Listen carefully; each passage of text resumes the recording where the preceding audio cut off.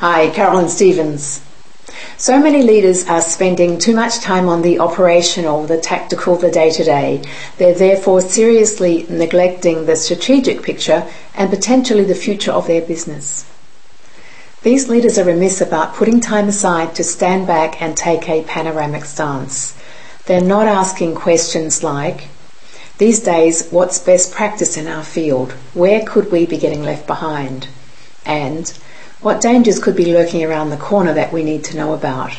And what sort of position could we eventually find ourselves in if we change nothing here? This need for strategic leadership has come up in leader coaching sessions a lot lately. Why? Well, I think it's because the business world, now more than ever, keeps quickly changing and tweaking, refining and adjusting to an ever-evolving reality.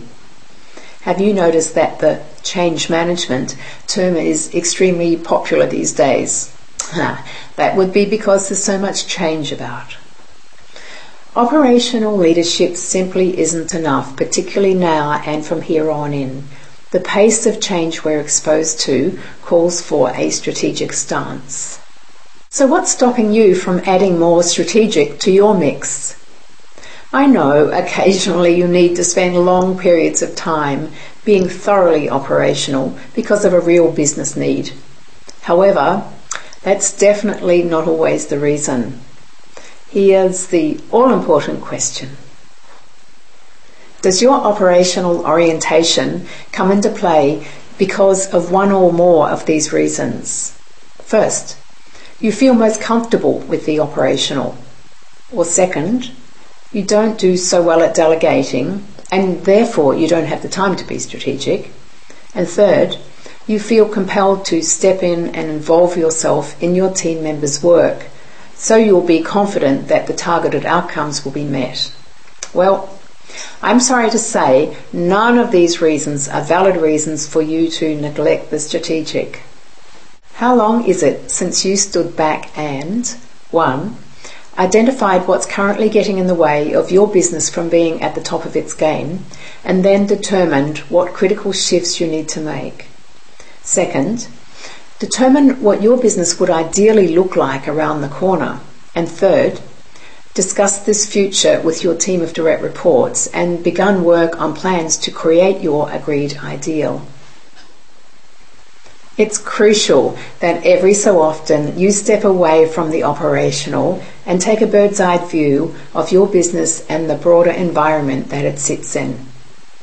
Failure to do so will, sooner or later, produce unacceptable costs. By the way, I'm not suggesting here that you construct an intricate 5-year or even 1-year plan. My heart is in pushing the barrow for you to regularly extricate yourself from a day-to-day focus. No matter what your title or role is, your business will be crying out for you to regularly stand back and take a discerning, bigger picture perspective. If your natural bent is to focus on the operational and the tactical, it's time to create a habit of considering what's happening in your field from a bird's-eye perspective. What would it take for you to expand your comfort zone and relish the time you've allocated, say each month, to building your strategic thinking muscle and viewing your business from a strategic perspective? If you're not currently taking this strategic stance, take steps to get this handled. By the way, I don't imagine for a minute that you don't have the capacity to be strategic.